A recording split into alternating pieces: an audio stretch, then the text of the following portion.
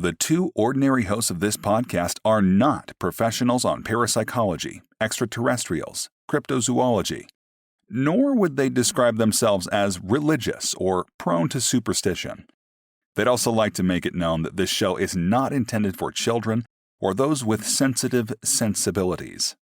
Please listen at your own discretion. And remember, the truth is often anecdotal.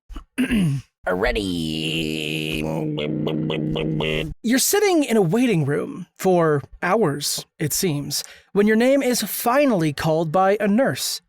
You follow them through a labyrinth of corridors, passing room after room of the sick and the sicker. Eventually, they stop and gesture you to enter an illness terrarium of your own. You walk in, not quite remembering why you're here in the first place. You hear the door close behind you, but when you turn, you find that there is no door, just a window. A window of gawking faces, watching, observing. An audience to see your every move. You back up and bump into your bed, not a patient bed, like you'd expect, your actual bed. You spin in circles to find that you're in your room. The watching crowd laughs at your confusion. They begin to tap and knock on the glass. Their laughing gets louder. The sound is deafening. You start to black out, and then you wake up, groggy from a nap you fell into while in the waiting room. A nurse is repeatedly calling your name. Not your average visit to a hospital. The very subject of today's episode. Hello, listeners! I am Mr. R. And I'm Mr. X. A pair of normal dudes. Reading paranormal stories. Mr. X, you ever been to the hospital? Yeah. Not a fun experience. I've been in the hospital a few times, actually, for varying reasons. My first recollection of being in a hospital was when I was 4 after getting hit by a car. And then the next time after that, I cut my knee open and had to get like 12 stitches. Oh, no. Which on your knee is not fun. No, I get it. Yeah, it's a very bendable location. I've had heat stroke and had to go to the hospital. I swallowed a ring once, and my mom got really concerned, so she took me to the hospital. That seemed like a waste of time. And then I thought I was having a heart attack once, so I went to go get checked out. And they were like, we don't see anything. And they charged me $1,800 for that. So that was fun. That's rad. That's pretty cool, huh? Yeah. Oh, and there was a time that I drowned in a work accident. Of course, yes. Was sent to the hospital. So, yeah, a few hospital stories. Never ran into anything creepy, though. No, I do think I've been to the hospital a lot, but it was mostly visits. But growing up, my mom had rheumatoid arthritis, so I was in hospitals a lot, but it was never for me. Yeah. So I would just spend a lot of time in hospitals. And now as an adult, my friend Jenna is just a sick person. She's always ill in some way, and we've gone to the hospital many times. So usually my visits to a hospital are not for me. I did go one time because I had some pretty extreme neck pain that like it was preventing me from like even moving really. And as I was taking a shower and I was shampooing my hair, but as I was rinsing, I had pretty long hair at the time. As I was rinsing my head, I shook my head back and forth, and for some reason that movement pinched a nerve between my vertebrae, and it hurt really. Like I was stuck in the bathtub just for like a really long time, and until my girlfriend at the time drove me to the hospital. And yeah, that cost me I think $900 just for them to tell me what I already knew. And they were like, "Oh, take some pain medication." I was gonna say, did they give you like a massage or something? No, he kind of just this guy just kind of assessed me. You know, he was like, "Okay, look as far as you can to the left, now to the right." And he goes, "Yep, you pinched a nerve between your two vertebrae." And I was like, "Yeah, I know that." Like, duh. Yeah. I also went to medical school. So growing up, I had a lot of neck injuries because I played football. Yeah. and I had what are called stingers a lot of the time, which is the same thing essentially. Yeah. So I knew the sensation, but usually in football it kind of like it knocked me out, so I never really experienced that pain until I woke up and I was like covered in snot. Sure. I'm surprised that none of these stories that I found touch on how ridiculously expensive ER visits are. How scarily expensive. Spookily expensive, if that's a word. My partner right now, we went to go visit her family last Christmas, and the day we left, we found out that her niece had pink eye. And so she got an eye infection on the way back, and I didn't. And she was like, "Why didn't you get it?" And I was like, "Well, why the hell would I ever be near enough to your niece to get an eye infection from her, you know?" But we went and saw, we just went to like an urgent care, and they were like, "Okay, use these eye drops and use these kind of like allergy eye drops. One's like an anti, what are those called? Like an anti-inflammatory or? No. Antibiotic.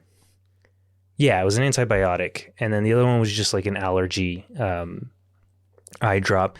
And so that visit cost us like $100. And the medication cost like an extra $30. And we went back because it wasn't helping. And that time she was like, "Okay, just only use this one eye drop instead." And she was nice enough not to charge us because she thought, you know, it would have worked the first time. And then that didn't help. And she kept having this eye pain. So we went to an ER that was like nearby. And all they did was look at her, ask what she was taking, and then told her to stop taking all of it. And then it eventually went away after a couple of days. But that's all they did. They didn't like even really examine her. They were just like, "Well, stop putting stuff in your eye and that might help." And it did. But they charged $800 for that 10-minute visit. God. And I was like, oh, man. Healthcare. Yay, healthcare. Well, we do have some listeners in, what would you say? We know your brother in the UK, but someone in Australia? Yes. Yeah. Someone in Sydney.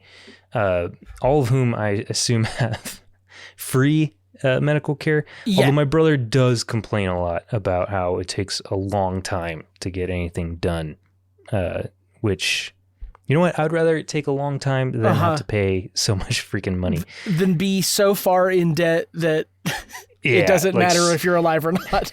It's so expensive that I think it's better to just be dead than actually have to go solve it. Multiple times in my life have I needed to go to a hospital and just chosen not to. Yeah. Like, I'll survive it. After the little heart attack scare, because I was having like bad chest pain and then my arm was getting numb. So I was like, those two things together can't be good. Not a good sign. I went and they were like, "It's nothing. Here's an $1,800 bill." So I was just like, you know what? Next time I'm just going to let it get me. Like, screw that. Yeah. I do have health insurance now, but I'm still like hesitant to decide when to go and whatnot. Well, all right, let's hop into some of these stories. I'm going to go first, mostly because my first story here is technically not on theme. It does involve a hospital eventually, but the word hospital's in the name. Yeah, and the story was so ridiculous that I was like, this is so dumb. I have to include it, and it will eventually lead us into our actual theme. And then my second story is genuinely creepy. It's probably the creepiest thing we've read on the show. So that's exciting. Yeah, let's see. My first one here is from the Ghosts subreddit, posted by You Ate Yet 150 days ago, titled "Spirit Sent Me to the Hospital Playing with Fire," and it's flared with a personal encounter. This happened in 2022. I was like 24. All my life, I enjoyed living on the edge, spiritually and mentally. As I got older, I realized I got to stop playing with fire like it's water. How exactly do you live on the edge mentally? please. Living on the edge mentally. Maybe it's like people who don't have insurance, right? Like, I've needed therapy for most of my life, but I've never done it because I can't afford it. That's how I live on the edge mentally. And then, actually, you know what? Neither of these make sense. Spiritually, like, are you taunting God? Is that, or whatever entity you pray to? Let's see, moving on. On one evening, I decided to go off on the deep end, researching spirits and demons on YouTube for a good 2 hours, really living on the edge. Then I came across a YouTube channel that visited the Ed and Lorraine Museum. The YouTube video disclosed with a disclaimer that said each viewer must be strong with their spiritual connection to whom they believe for protection. Because I guess the fact that they were entering a really demonic environment and pre-recording it at the same time. Okay. I'm 24 at the time and ate this up like hot Cheetos, not having a fear in the world, just swimming in excitement. LMAO. So I made a quick prayer, then continued the video. As they entered the Ed and Lorraine house, they showed another spiritual advisory, warning before they enter the basement where they keep the demonic possession items, such as the famous doll, which was in the glass box, and many other items. Annabelle is what he's referring to there. Yes. As I finished the video, I decided to download a mobile phone app called the Spirit Box. Then I turned it on, and it said my grandfather's name, who wasn't dead during the time. I didn't think anything of it, but I got thirsty, and Jesus Christ, what? This story. He was 24 at the time. This is like 3 years later, or at least 2 years later. He sounds like a 17-year-old. Where am I? My grandfather's name, who wasn't dead during this time. I didn't think anything of it, but I got thirsty and decided to walk to the kitchen. But before I got to the kitchen, I blacked out and fell to the floor, and my grandfather saw it and called the ambulance. Then I woke up but couldn't move, and the ambulance came and evaluated me and said I must go to the hospital, where they later discovered I came across COVID. True story. That's how the story ends. Upon some COVID. He had COVID the whole time. He was hallucinating everything, including the YouTube video. Yeah, he just got way too hot. his brain was melting. I mean, COVID in 2022 is no joke. Those variants. No, I definitely. I didn't get COVID. We lived in Philadelphia when COVID hit, and one of the most populated cities in America, and I didn't get COVID all throughout that. We moved to Colorado Springs, where I got a job as I was an attendant for an escape room, and I got the Delta variant, and that whooped my ass. We got I think we got very sick around that time. Me and my partner, when you and Rage got it. But we kept testing negative for COVID, but we always just assumed that it was COVID. And then the next year we got COVID on the week of Christmas. So that was fun. But COVID, no fun, no joke. Man, I remember, so before COVID, got I don't want to say mainstream. That's not the word I want to use. Before it was so viral here in the States, Rage had gotten it. And it was so scary, because it was when Rage and I lived in the apartment in Philadelphia before you lived with us, right? You were staying with, were you with a coworker or something? I can't remember where you were. Well, if it was at the beginning of COVID, I was still in Texas I think I was living with a coworker. Yeah. Anyway, so Rage had gotten it, but we didn't know it was COVID. It wasn't even a thing. It wasn't really an option at the time. And it was the hottest I've ever felt a human being. It was the same thing. I think my girlfriend at the time, her and her mom had flu-like symptoms, right? So we went to go get a flu test, but COVID tests weren't available at the time. So They were just like, well, it's not the flu, which could only mean one thing, right? And I quarantined myself. It was a scary time, those early days. So let's see. There's a few comments on here. Well, I mean, first off, what are your thoughts on this story? Man, okay, so I think we covered it really. Like, this person had COVID and went into like a literal fever dream. Yeah, it's funny because the way they described it, and I'm sorry, like I was trying to read this story as straight as I could, but it just kept making me laugh. The way he describes this, I'm 24 at the time, so I ate this up like hot Cheetos. Like what? Yeah, hot Cheetos are good, but come on. No one here is doubting the validity and the deliciousness of hot Cheetos, but to drop a brand name like that is kind of wild. But also, like the way he starts this, he's like, I gotta stop playing with fire like it's water. What does that mean? Hey, playing with water can be dangerous too. You could slip on some wet tile. Yeah. You can drown in a teaspoon of water. In a teaspoon? No, I literally, I was listening to something and somebody said that, and I was like, I'm pretty sure it's more than a teaspoon, but it's gotta be more than a teaspoon. But no, it's just funny because the way he writes this out, it's as if he's saying, I definitely didn't have COVID until after I watched the video. Which is what this first comment here implies. Yeah. It says, so a ghost made you come across COVID. What the fuck? Yeah. What the fuck indeed? Let's see. Chili Chowda says, a ghost gave you COVID through YouTube? LOL. It doesn't show symptoms that quick. So basically, you watched ghost videos while you were sick, which is what we were saying here. Yeah. Grouchy Vet said, I remember COVID causing people to collapse. You must have been really sick. I'm glad your grandfather was there to call an ambulance. You know what? I'm not glad your grandfather was there because he was a lot more susceptible to that. So, Yeah, we're going to need an update on that grandpa. Well, the OP does respond to this. There's a little thread here. It said, it was the end. Sorry. It was the Ed and Lorraine video. Those spirits were attacking. No.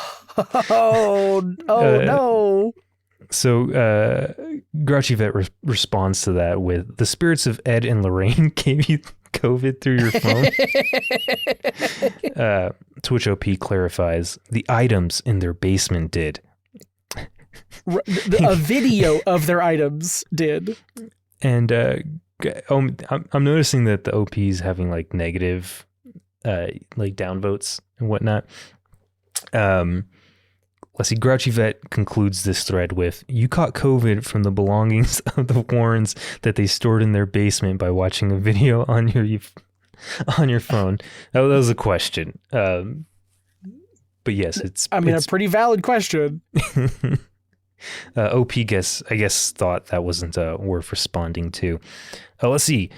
Vishal 200 said, it's good came out of COVID properly. What? I'm sure there's a missing word here. It's okay. Hold on. Just coincidence that watched video just before collapse. I'm guessing what they're trying to say here is that they probably had COVID beforehand, and then it's just a coincidence that they collapsed after watching the video.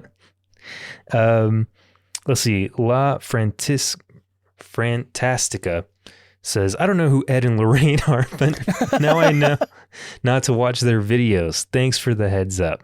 I love that someone is perusing the r/ghosts Reddit and doesn't know who Ed and Lorraine Warren are. Right. Or that they're like taking advice from this weirdo. Yeah. And then the last comment on here from Snoo Floofs 299 says, Spirit Box isn't accurate and it listens. Thanks. We're definitely living in the future. 2020 was a turning point, and now everything listens to us, and everyone gets COVID from Ed and Lorraine Warren's basement. We gotta call their estate and see what they're really up to. They're just raking in those Conjuring dollars, man. That's what they're up to. Those haunted dollars. Those haunted dollars. I tried really hard just then, and it didn't pan out at all. No. Well, okay, that's it for my first story. Yeah. I thought that was a fun one to start with, even though it technically wasn't on theme, but it ended in a hospital. So hopefully your first story is a lot more we'll see. Hospital based. So like you, and for some reason I wasn't following this subreddit, but I found my first story on r/ghosts. This was posted as of 6 months ago by okay, I'm just gonna have to spell this. ISTSMLE 331. Istanbul 331.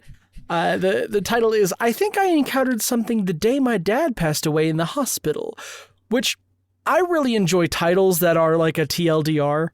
Yeah. That's good for me, I think.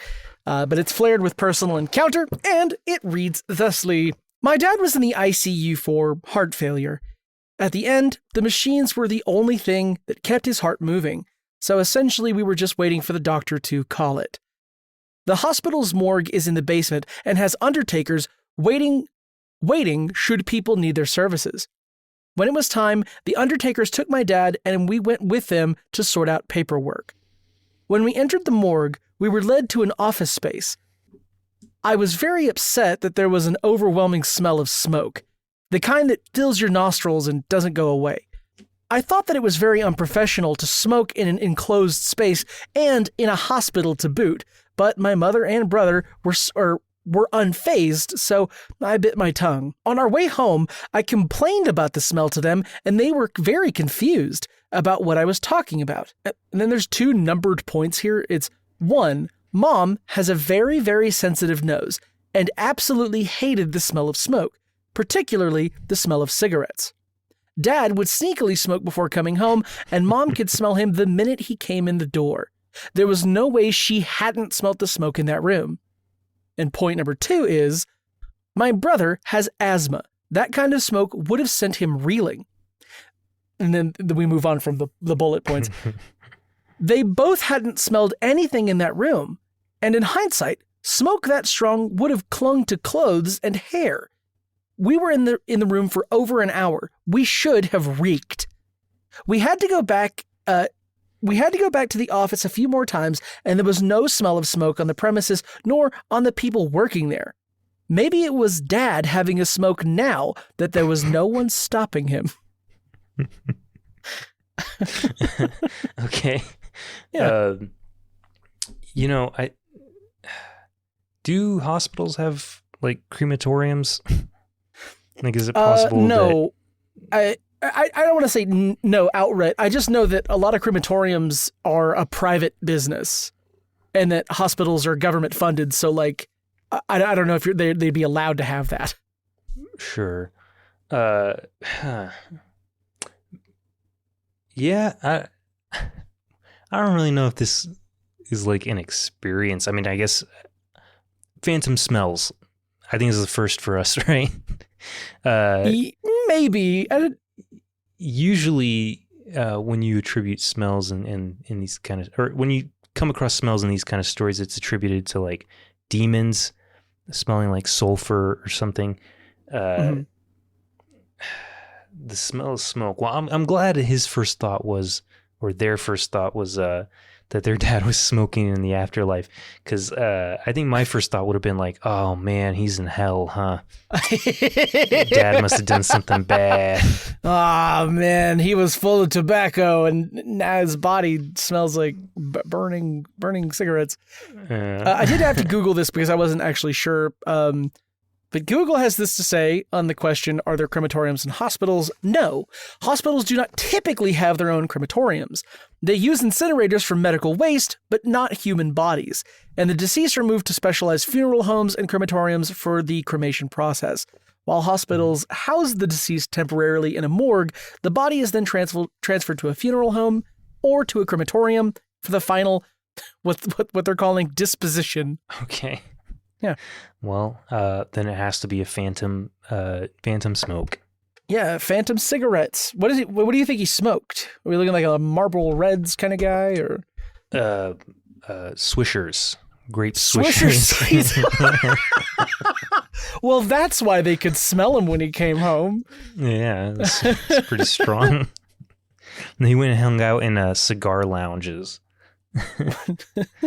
Let's see some of these comments here. Yeah, let's see what the comments have to say. Kooky Possible 1003, as of 6 months ago, said, when my husband died suddenly in a hospital at age 50 from anterior aortic aneurysm, caused by him being a smoker since the age of 14, Jesus, I stayed with him in the treatment room.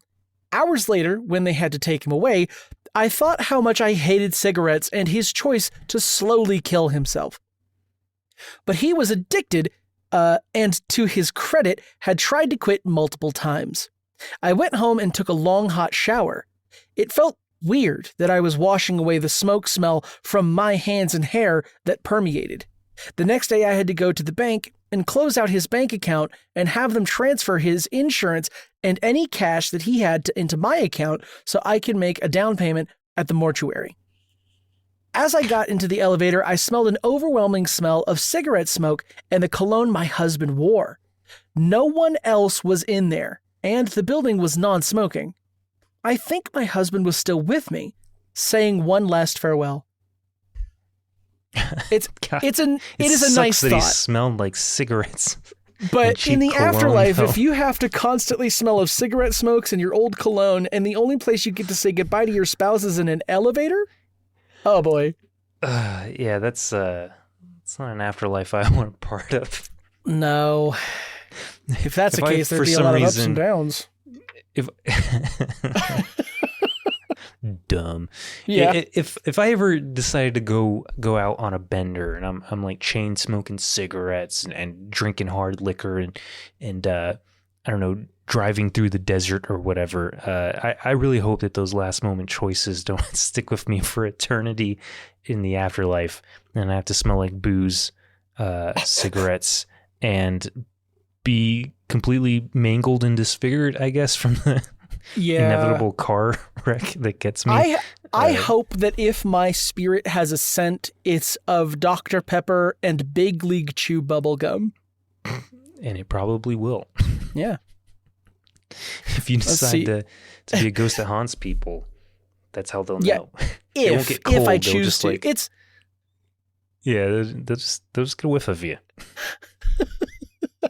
It's like, I don't have a sense of smell, so like, what if there are ghosts always around me and I never know? Or demons.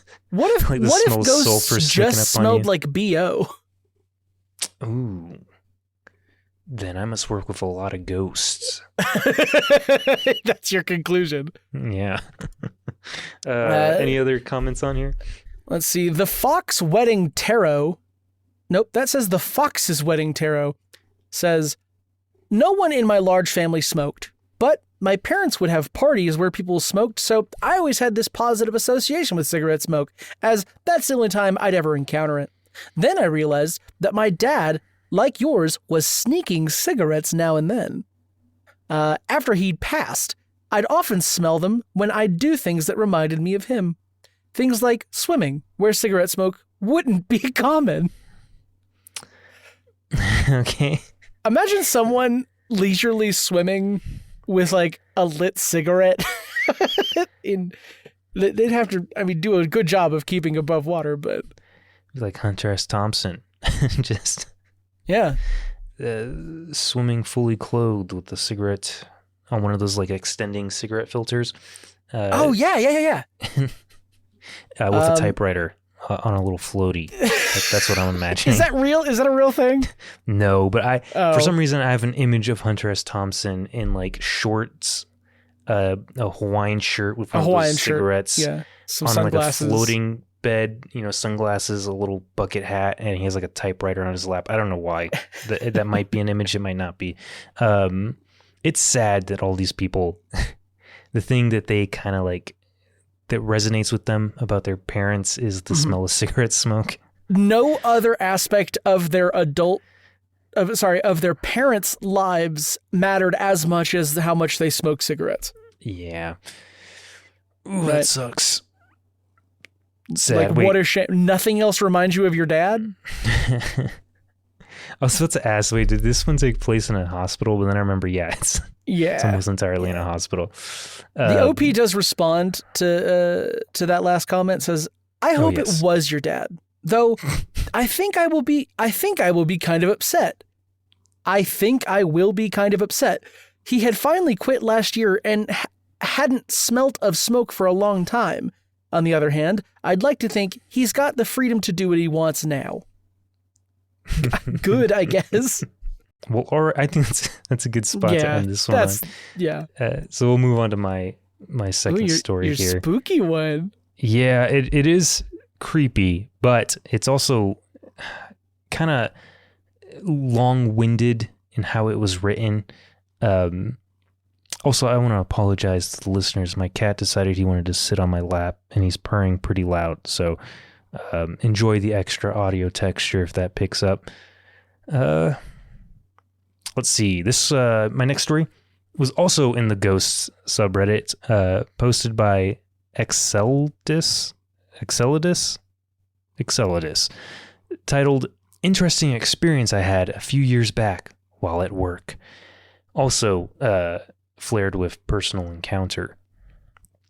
And it goes, let me preface this by saying I'm not exactly a believer in paranormal, but I do find it interesting and often try to spook myself by engaging in content related to it, just like us on this show. Yeah. Unfortunately, I find most of this content to be clear hoaxes. Just like us, but it's still fun for me nonetheless. That being said, I used to work as housekeeping/janitorial in the emergency department of my local hospital. I was a second shift worker working 3 p.m. to 11:30. Every day, about 15 minutes before punching out, I would exit the emergency department with my cleaning cart, enter the porter closet nearby, and get fresh supplies/water for my coworker working the emergency department at night. Let's call her Wendy. Wendy. Now, Wendy, working nights, usually wasn't as busy as I was, as traffic through the hospital from our relatively rural area wasn't constant like a big city would be at night. At night. Thus, she would be tasked with cleaning other closed units, only returning to the emergency department when called upon via walkie. So there I was, getting the cart ready, fresh rags, water, cleaning agents, mixtures, trash bags, etc. And I wheeled my cart from the emergency department to the women's health center, as that's where Wendy liked to start her work for the night. They are on the same floor, down one long hallway from one another. I pushed my cart through the hallway door, which was employee access to the women's health center. Upon entering, if you went left, you'd find about 10 exam rooms down a hallway, and right was a narrow passage between the wall and registration desk. At the end of that passage is another door that leads to the waiting room for the Women's Health Center. I parked my cart at the, quote, fork in the department and went towards the waiting room, where I heard Wendy walking about to let her know the cart is ready. Since this unit was carpeted, I figured she was getting the vacuum ready or something. I opened the door to the waiting room and immediately noticed the women's bathroom to my right closing and resting upon the latch not closing completely. Just in case Wendy is in there and is indecent, I gave it a quick knock. No answer. So I reach for the handle, and as I do, the door closes completely, and I hear the button lock snap into place. Okay, I figure I can sit for a few minutes and let her know when she's done that the cart is all set. I wait there for maybe 3 to 5 minutes, when all of a sudden, Wendy comes out of the same door I did. I immediately felt my blood run cold when I saw her, and quickly jumped up and grabbed the bathroom door handle. No resistance from the lock. It opened right up, and is completely empty. I explained to Wendy what happened when she noticed the look of shock on my face. She told me the next day that my story kind of kept her spooked all night. Anywho, that's my story. Anywho, yeah. I've had a couple weird experiences happen there at that old ass hospital throughout the years, but this was the most interesting in my opinion. Hope you all liked it. I'm not a very good storyteller. No, this was great. Yeah, I thought that was just fine. But yeah, if that would have happened to me, I probably wouldn't have come back the next day. Man, that is spooky. I can't even come up with like what maybe happened. Yeah. Actually, did I miss a portion on here? Or maybe it's in the comments, but I thought that there was a little explanation about... Oh, okay. It's in the comments. I'll get to that in a second when we get to the comments. But yeah, just spooky. I was not going to pick this story because I didn't want to from the ghosts subreddit, but it was spooky enough. And a lot of the other hospital stories were just kind of like similar stuff. Like, I think I saw my dad's ghost before, like after he passed or something like that. Right. And this one was just kind of like a genuinely creepy, sort of unexplainable experience. I certainly can't explain it. I will say this. I don't know if this is a first for this show, but not only am I stumped, I'm genuinely impressed. Yeah. Sometimes when I'm looking through stories, like you'll get that little sensation on the back of your neck, like, you know. I'm pretty sure I got that from this one when I first read it.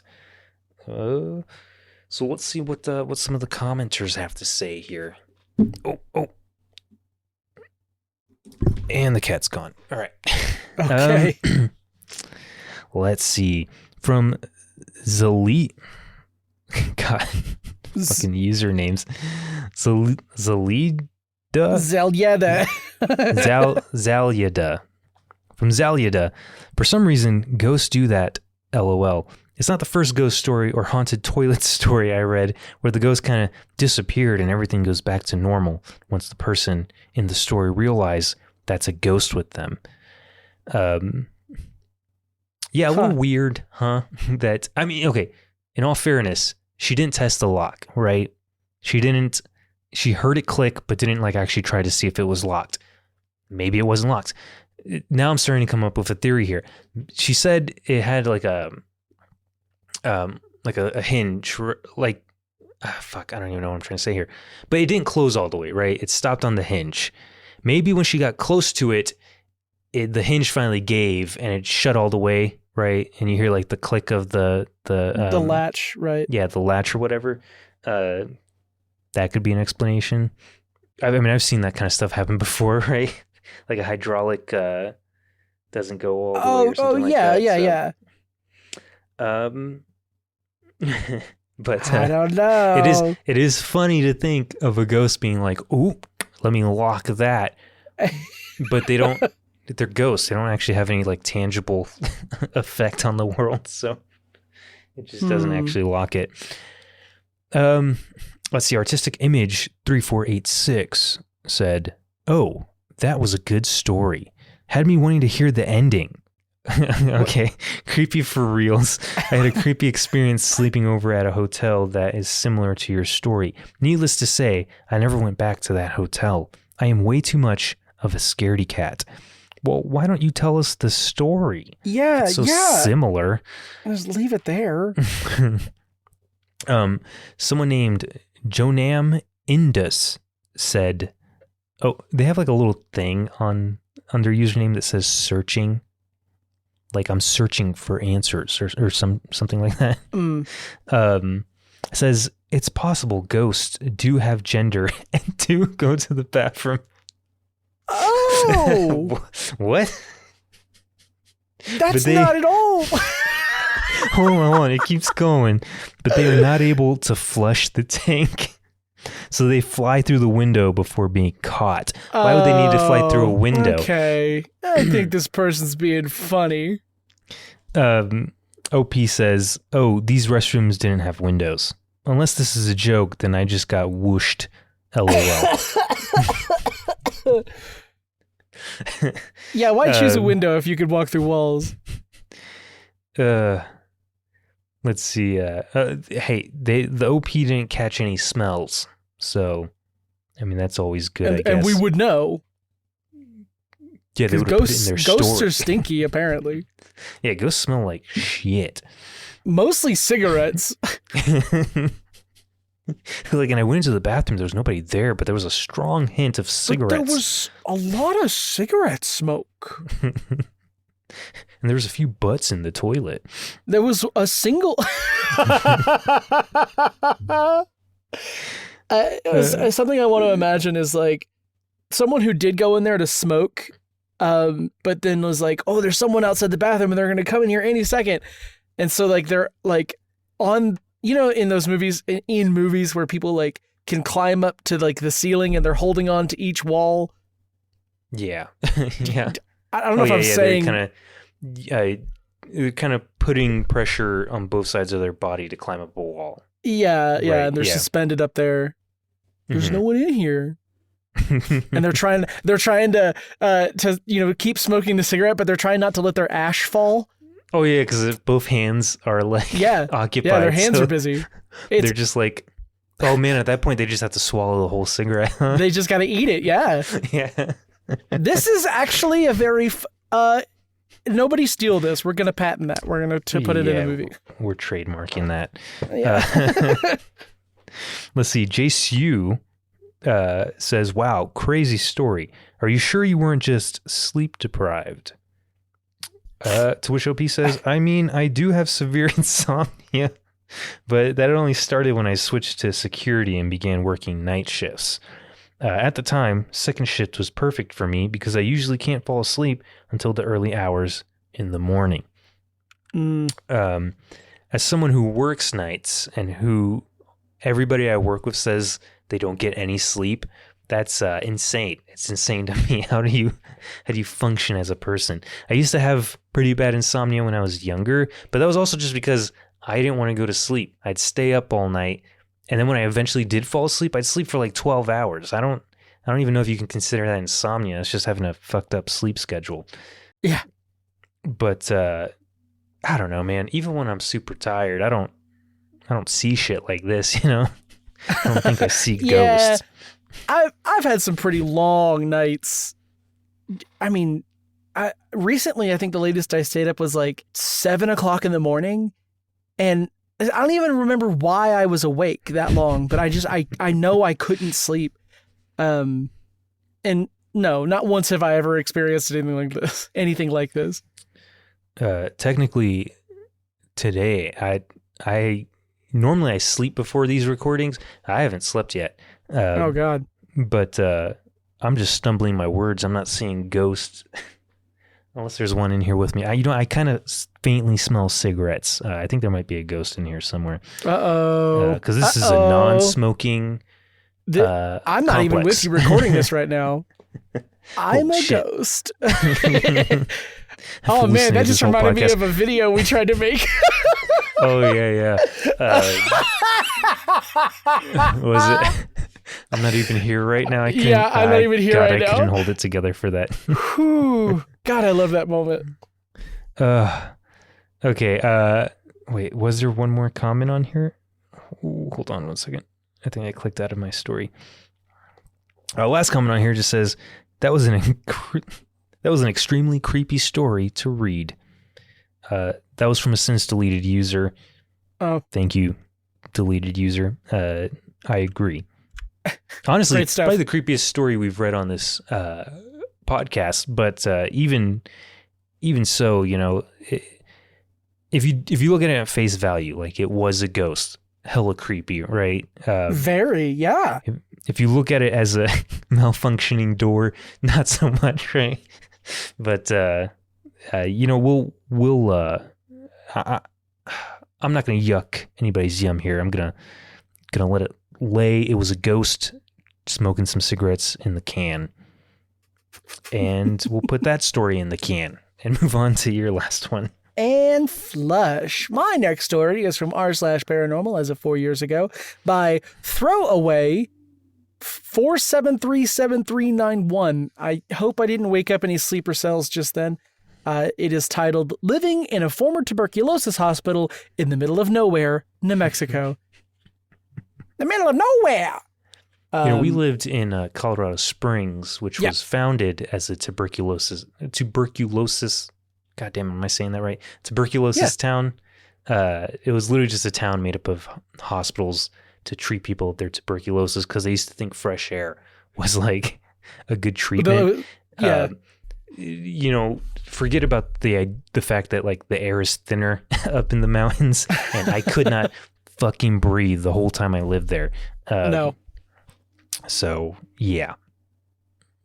Oh, no, there was a I don't know if I've said this before on the show, but there was a staircase in that house, and if I was upstairs, I stayed upstairs. I chose not to use the staircase at all. If I was downstairs, I was going to sleep. Yeah, and we had to walk up that every time. We had to walk one way anytime we walked into the house. It was kind of annoying. Yeah. Oh yeah. The setup was infuriating. Yeah, so living in a former tuberculosis hospital in the middle of nowhere, New Mexico. It is flared with haunting, so maybe we'll get something creepy out of this. When I was a kid, I lived with my grandma for a while, and her house was an extremely weird place. The house was dome-shaped and had some very absurd architectural designs. A 15-foot deep hole in the backyard, a staircase leading down to nowhere, the house flooding for no reason. The whole place just had a surreal vibe. Maybe it was the 15-foot deep hole. Yeah, why is there a 15-foot deep hole in the fucking backyard? Were they building like a swimming pool or like? I want to know the diameter of the hole. Like 15 feet deep is one thing. Like how big is it? You know. Let's see. This house was right outside the Navajo reservation in a very isolated part of New Mexico. Though we did have two neighbors who had built ranches up there recently. Super rich old people. My grandma's place was built somewhere in the 19th century. According to my grandma, it was originally built to treat tuberculosis patients when TB was really bad in New Mexico. I was pretty young, but I'll never forget what I saw up there. The shower had a small round window that looked into the living room. I thought it was cool as I would wave to my grandma while showering, but I quickly became afraid of it. One day, me and my grandma were playing cards in the living room, and a large handprint appeared on the shower window. I pointed to it, and this freaked even my grandma out, who promptly got up and saged the place. This is New Mexico. They get a lot of sage going on. It's just really popular. This couldn't have been my handprint, as I was a little kid, and this handprint was huge and lanky. My second experience, the house had an upstairs level, but only covered half the ceiling. Think of an interior balcony. This is where me and my grandma would sleep, as the bathroom was the only actual room in the house. Oh. Wow, this place is confusing. Okay. So there's like a living room, and I assume maybe a kitchen area, a bathroom, and then a staircase into a loft? Is that what? Upstairs level, but it only covered half of the ceiling. Think of an indoor balcony. So yeah, a loft. Yeah, okay. One night, I had a dream that an invisible force picked me up and thrown me off the upstairs level, which was a big fear of mine. I woke up before I hit the ground and guess where I was? Laying on the first floor, underneath the edge of the upstairs level. It wouldn't have been a pretty big fall, but I had no pain. Another experience, I was out in the backyard playing, and our swing started swinging very fast and violently. There was no wind, and my grandma's horses became extremely spooked. So I said that weird. And my grandma's horses became extremely spooked before this even started happening. And were trying to escape their pen. I had countless other paranormal experiences here, but these were the ones that stood out to me, and I wanted to keep this post short. And that's the end of the post. Okay. This dome house that treated tuberculosis is very confusing. Sounds dope, though. Sounds like a pretty cool spot. I wonder how much his grandma paid for it. Probably a lot less. Yeah, in New Mexico. Probably a lot less than she would get for it now. Oh yeah, for sure. Hold on. I kind of want to look this up. Dome-shaped Lucis, I guess center? Is that what I would type in? I want to see if these are common at all. Dome. Well, I mean, so the two main things that they used to treat tuberculosis back in the day were fresh air and sunlight. So having a big dome like sunroom makes sense, where they would just wheel people out and have them sit there all day. So, I mean, yeah. It sounds cool as shit. The fucking handprint on the bathroom window is creepy as fuck, though. Like, very creepy. I don't even know what I would do. You don't like a lanky hand. Lanky hands are creepy. Oh, yeah. Unless they're playing a piano, not much use in having a lanky hand. I would assume Nosferatu was up there or something. Nosferatu. This first comment has a little back and forth, like a dialogue. Do you want to read that? Do you want to do that with me? Okay. Okay. So, former TB hospital, already level 10 creepy. Middle of nowhere, ×2 multiplier. But he's setting up a high score. But wait, there's more. Also, right next to a reservation, which is only the plot of about 500% of ghost movies. Sorry, 50% of ghost movies. I bet you can sleep anywhere now. And then the dialogue goes thusly. Phil, you mind the guest bedroom? It gets a bit cold. Does it have a roof? Yeah. Are there any angry Native American spirits in or around the area? No. Has anyone ever died horribly from any terrible diseases and terrible conditions in it? Oh, God, good Lord, I hope not. Nah, a little cold's fine. Which, that's the end of that interaction. But, yeah. You know what? I gotta say, I've slept in some pretty gross places. A little cold. I would rather sleep with ghosts. I'm the opposite. I gotta be a little like a chilly chilly room. Well, because you don't want to be hot, but if it's cold and you don't have a blanket, there was no suggestion of a blanket. All he said was that it gets cold. That's true. He's not like, hey, it gets cold. Here's a blanket for you. Which we all know. We've all been in that situation. You go sleep over at a friend's house and you're falling asleep on the couch, but there's no blankets in sight. You don't want to ask for a blanket. You definitely don't want to get up and look for a blanket. So, yeah, I think I'd rather sleep with ghosts than be cold.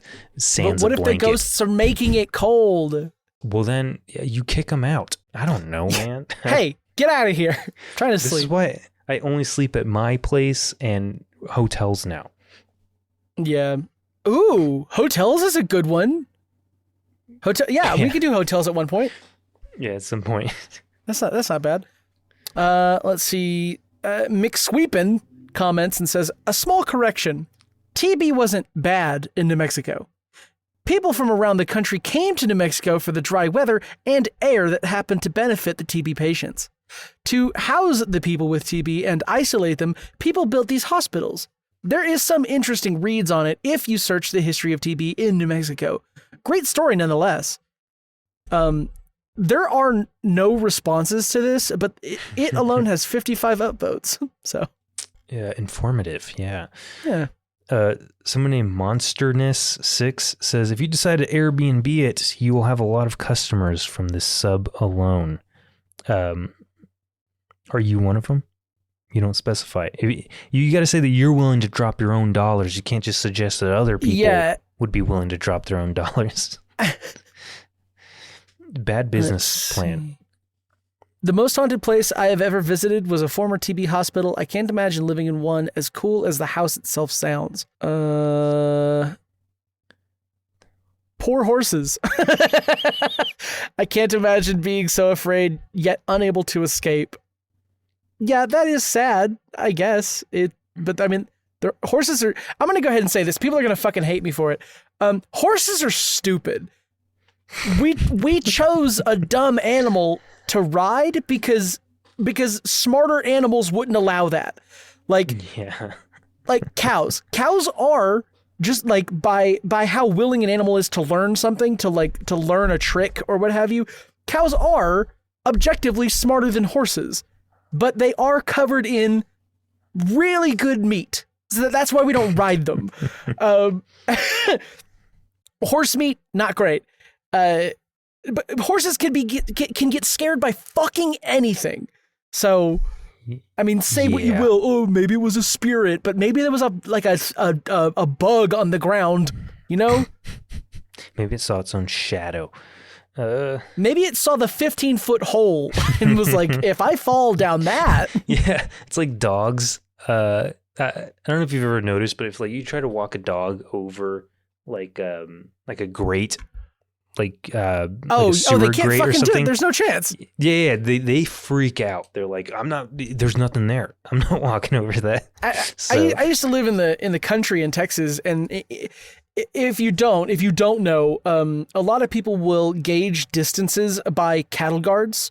They say like, hey, I'm going down this dirt road, this county road, and I'm coming to your house, like, give me some directions. You say, well, if you're on, County Road 35, you're going to go over 4 cattle guards and then take your first left. Like, cattle guards are pretty popular down there. Now, I guess I should explain what a cattle guard is. It is a part of a road that is bottled, like, by 2 fences, so that if cattle are in a field that involve a road, instead of putting a gate up, you put this hole in the ground that you can drive over via these bars, right? Yeah, like grates, these horizontal bars. So you can drive over it, but cattle cannot step on these bars without slipping in. Yeah. And it's not like they get trapped there, right? They're shallow enough that they can step out, but they can't walk over them. But we used to have a lot of, dogs that would come with us for these little cattle drives. And I mean, 9 times out of 10, you just had to pick them up and throw them over because they can't operate them. Actually, I just realized one of these comments here is about the hole. It says, sick. Was the hole a kiva? A lot of ruins in this state have the cylindrical holes used by the natives where the elders would pass on knowledge to the young. I am not familiar with whatever a kiva is. Let's see what pops up. Is it KHIVA? It's just KIVA. Oh, what is a kiva? Oh, okay. So it's like a little den, like a hole that leads into a den. Sure. Let's see. A kiva is a chamber used for ceremonial and social gatherings by the Pueblo people of the American Southwest, and the term also refers to a nonprofit organization that funds crowdfunded loans. Okay. Yeah, was it the latter? Did your grandma have a crowdfunding nonprofit in their backyard? Oh, God. A 15-foot deep one? Oh man. That it's like an oubliette. Like, this is where we throw the prisoners that wander onto our land. Yeah. Well, I think that's a good place to end it on the stories. Yeah.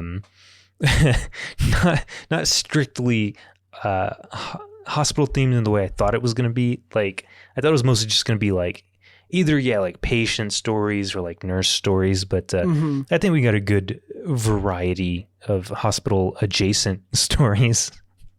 So adjacent would be the word, because I'll be honest, a lot of things when you look on Reddit, if you're looking at like the paranormal stuff or the ghost stuff, if you type in hospital, there are tangentially about hospitals. It's not.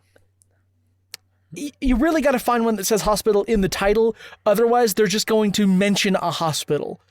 And like, that's not what we're looking for. Oh, man. I did post 3 Ask X's. Yes, I do see that. Yeah, let's just get right into that. First one here, it just says, what is the stupidest reason you went to the hospital? I listed most of the reasons why I went to the hospital at the beginning of the episode. The dumbest one was probably cutting my knee open. So I was like 8, I think. And I was chasing my little brother around the house. And we had like a single step that went from the living room into the kitchen, and I tripped, my knee landed right on it. There was no guard on the rim, so it was just like a sharp edge, sliced my knee clean open in half. There was no blood or anything, but you could see the bone marrow and all that stuff.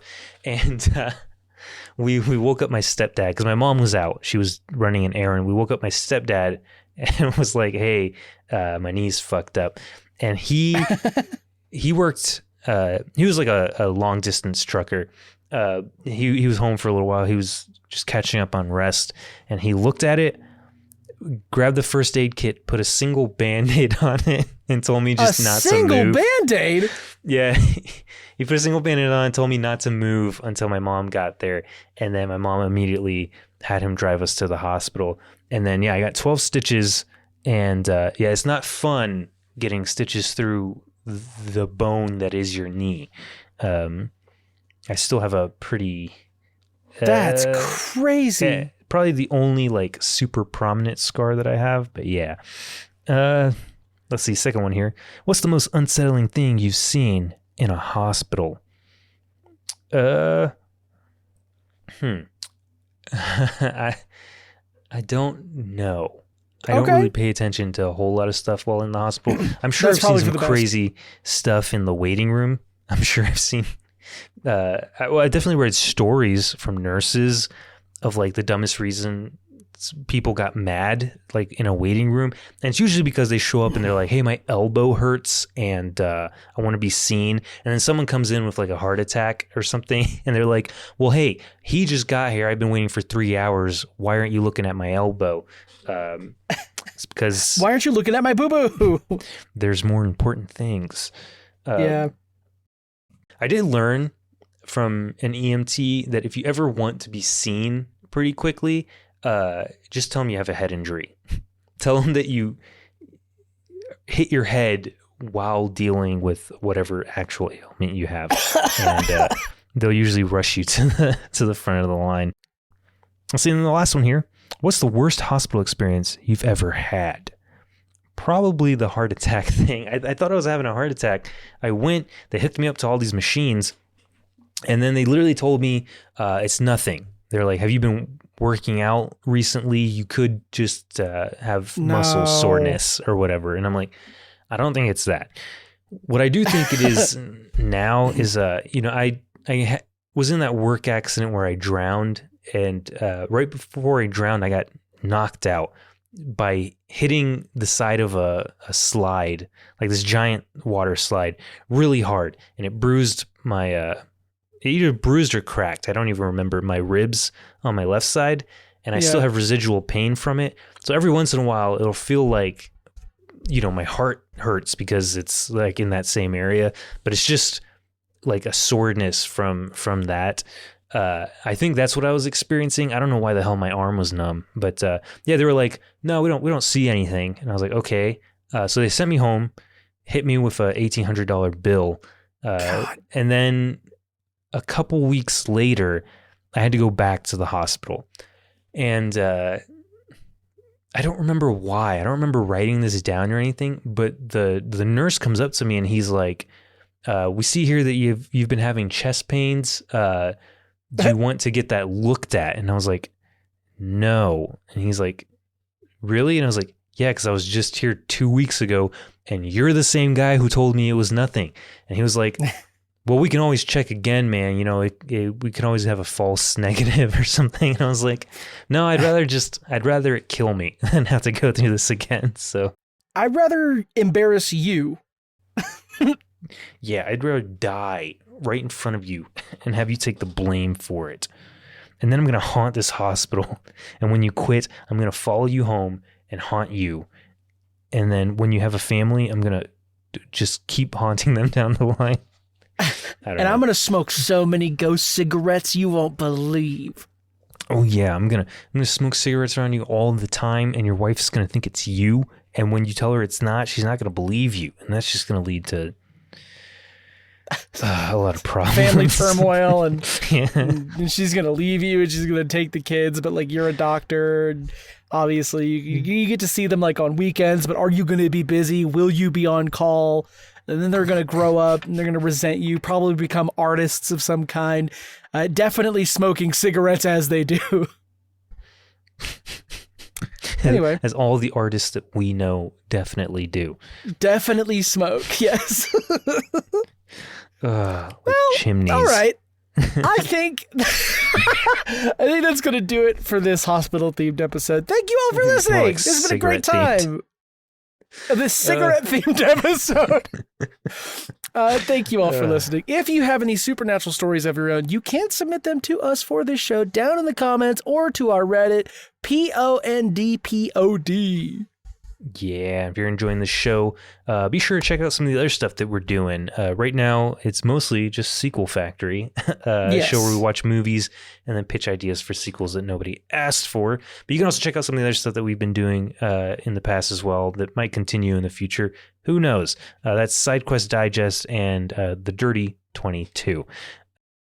And then, yeah, if you want to leave us a review or a comment, go ahead and do that. And until next time, we've been a Paranormal Dudes, ever in need of stories to intrigue, perplex, maybe even frighten. So remember, if you can't explain it, post about it. And until next time, stay tuned and stay haunted. If you can't explain it, smoke about it. This episode's been brought to you by Joe Camel. Take up smoking, guys. Yeah, have you tried smoking? It's cool as hell. You'll be remembered way past your death. Okay. Oh no! Hold on. Before we stop our recording, that just reminds me. My mom was raised by her sister because her mom died when she was very young, and so I always consider her my grandma. So my grandma smoked like a chimney. She smoked every single day. Would buy whole cartons. Would go through half a pack a day. Which probably doesn't seem like a lot for like a super heavy smoker, but she was kind of old. And when she finally died from lung cancer, she didn't finish her last pack. So my other aunt was like, well, we got to bury her with her last pack of cigarettes. She probably would have wanted that, right? Oh my God. Yeah, they buried her with her unfinished last pack of cigarettes. And then a bunch of people bought her cartons. Like after death, they bought her a bunch of like cartons of cigarettes, and she got buried with like 3 or 4 cartons of cigarettes. Oh my God! So, well, yeah. All right, bye everybody. Good thing she wasn't cremated. Yeah, we would have all enjoyed it together.